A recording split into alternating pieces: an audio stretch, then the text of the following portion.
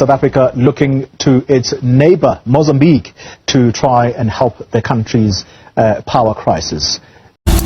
Major breaking news. Hey, guys, South African governments are now begging Mozambican government, that is Mozambique, to supply them power.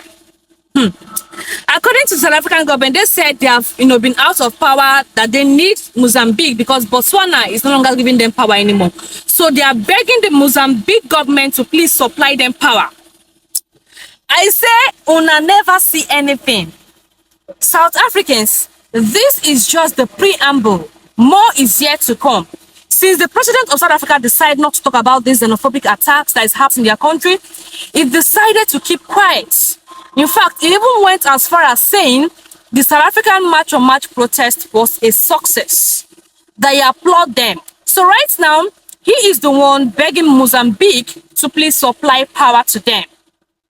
It is not me that said it though, because you all knows how to come out here and say, oh, you are lying, it's a propaganda. This is not propaganda. This is facts upon facts. Take a look at the video. Please, as you're watching, kindly share, like, and please subscribe to the channel.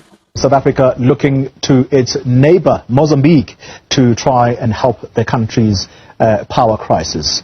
The Electricity Minister, RAMAPHOSA, will this morning host his Mozambican Minister of Resources, that's Carlos Zacarias, at the Union Buildings. This is in a bid to secure additional power for South Africa as the power utility ESCOM struggles to meet the country's energy needs. Last month, RAMAPHOSA and Zacarias agreed on Mozambique providing 80 megawatts of energy to try and alleviate South Africa's power crisis. This is in addition to the government's purchase agreement for electricity from the Cahora Bassa hydroelectric power plant in Mozambique. I'm not here to say a lot, just to remind you guys that an African cannot be a foreigner on African land. Just a reminder that non-Africans are foreigners on African land, but Africans on the other side cannot be foreigners. So every non-African who makes a comment on the immigration issue and then they're talking about, yeah, these people must go. Actually, when you say these people, that's your own kind of people. Those are the people who are supposed to leave the country and leave the continent. So Africans are not foreigners on African land. And again, when you come from the east side of Africa and you go to the west side of Africa, as an African, you can't be a foreigner. It wouldn't make any sense for you guys to say we are all African, right? But then when an African leaves the yard, then suddenly they are considered foreigners. It doesn't apply, guys. It doesn't work. So when an African is on the east side of Africa and goes to the west side of Africa, they are still African because they are still on the same African land. They are not out of the African continent. So when an African goes from the east to the north, or from the north to the south, or from south to central, you are still within Africa, so you are not a foreigner. Even the people in Morocco, one of those ones, when they're just going to have to come to the realization and come to terms with the fact that Africans are not foreigners, whether they like it or not. Even the ones in Tunisia, there's no such thing as an African being a foreigner, but you can fight and fight and fight and fight as much as you want. If you're uncomfortable with the idea of Africans being foreigners, you have the sea. You have the sea to yourself. And now the Moroccans and the Tunisians, who are very xenophobic and Afrophobic, because when a Moroccan person and a Tunisian person hates Africans from other parts of Africa, they are the epitome of, or the greatest example of, xenophobia and Afrophobia and tribalism. You guys, the term is better suited, especially to you guys, because you think the color of your skin makes you non-African. You are African, my darling. You descend from the same land as me, and you are not greater or below me. You and I are the same. We are siblings. We are on the same level in front of our ancestors. So your ancestors and my ancestors are the same people. They are not any different. Just because one is dark and the other one is lighter doesn't make them any different. As long as they're African descendants, we are all the same. You guys, especially the Moroccans and the Tunisians, is because you guys wanted to be part of, is it Europe or was it the Arabs? You wanted to be part of the Arabs, and the Arabs are like, you guys are Africans, what are you doing on this side of the land? And again, you guys are not also realizing the fact that trying to force yourself into being Arabs and the other people, like trying to force yourself to be among them does not make you one of them. In fact, you guys are trying. It's like you're applying for slavery, because they see you as below them. They see you as a Moroccan and as a Tunisian person as someone who is below their level. But among Africans, you're not below, you're not above, you're on the same level. We are all sitting at the same table together. make us into. So an African cannot be a foreigner on African land, guys. In essence, yeah, an African cannot be a foreigner on African land. Whether you like it or not, an African is not a foreigner on an African land. On African land, Shem as an African, I can't be a foreigner. And non-African is a foreigner because you are not African. So if you go from the east side of Africa to the west side of Africa as a non-African, you are still not African. You are a foreigner. And also, if a white person, if you are born in South Africa, that doesn't make you South African. You are a European or an Australian born in South Africa. You are not South African. You are not South African. When you think of Nigeria, when people say Nigerians, the first thing to come into your mind is not a white person's face, it's a black person. When people say Congolese, the first thing to come into your mind is not a white person, right? It's a black person.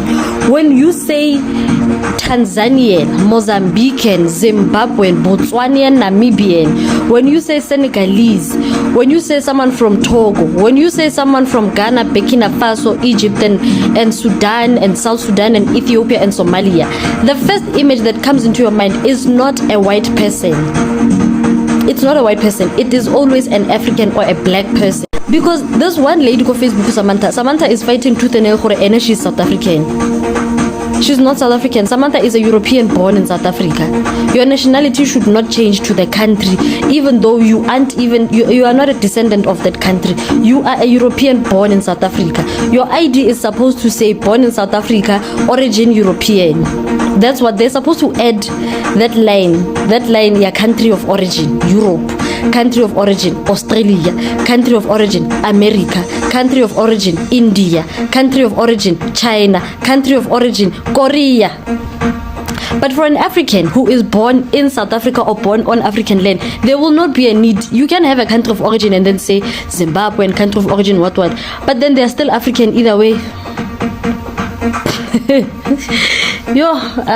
And then for someone who's African, the ID would then say born in Tanzania, origin African, Lula, origin African, born in Zimbabwe, origin African. If someone is born in the United States as an African, the ID would then say born in America, origin African. We need to have that country of origin because Samantha, for me it's giving identity crisis.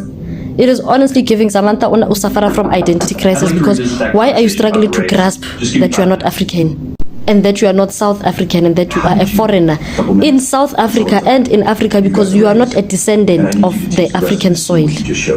You are not a daughter of the African soil. You are not a son of the African soil. You are a visitor, a foreigner on African soil. Because for someone who is non-African, you can't tell me that you understand that you are not African, but you want to force Africans to understand that you are Nigerian. How does that make sense? You want us to, you understand that you are not African, right? But you want me to understand that you are South African. I make sense, Samantha. You are not South African. You are still a European. You are just born on South African soil. It doesn't make you South African. It doesn't make you African. You can't understand you can't understand half truths. Honestly, it's a half truth. You choose to understand that yes, you are not African and yes, you are not black, but you want to be Zimbabwean. You want to be Nigerian and Tanzanian and Congolese and South African. It doesn't work. It doesn't apply. It doesn't apply. South African did not see this coming. As in a South African is not able to finish the food cooked for them by a whole community. South Africans, shame on you.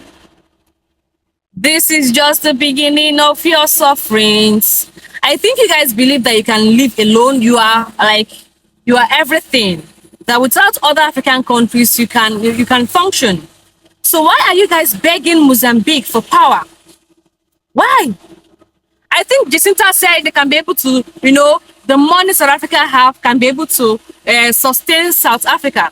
Even Fakel said he can be able to employ 1,000 South Africans because the money South African have can be able to, feed all of them. South Africa, you better feed yourself. Supply power for yourself. You have money. Create that power for yourself. Create it, oh. Create it. Guys, let me know what you think in the comment section. Please kindly share the video, like, and subscribe.